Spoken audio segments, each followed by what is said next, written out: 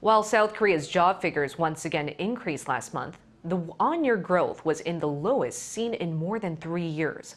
Officials pointed to the base effect and abnormal weather patterns as reasons for the smaller rise. Our economics correspondent Lee Soo-jin has more.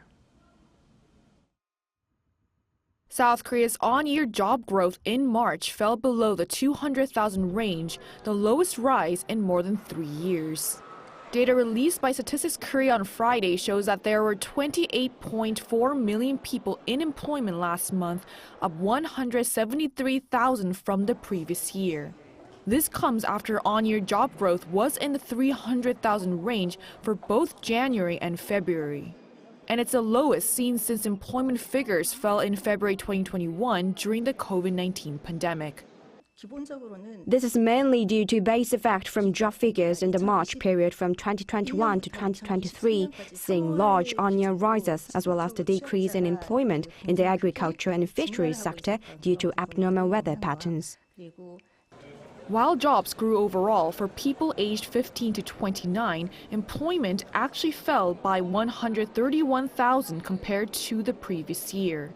That's the largest on-year drop seen since July last year, and employment of 40 to 49-year-olds also fell on year.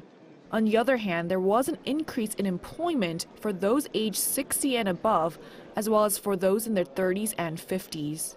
In terms of job sectors, employment figures in the agriculture and fisheries sector fell by 50,000, the largest on-year drop since 2017. And the wholesale and retail sector also saw a decrease for the first time in 6 months.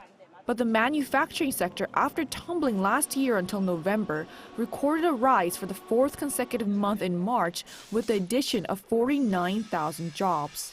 Employment in the accommodation and restaurant sector was also up with 7,000 new hires, seeing an increase for the first time in 3 months. Meanwhile, March's unemployment rate stood at 3%, 0.1 percentage point up from the year before, rising for the 5th straight month. Lee Soo-jin, Arirang News.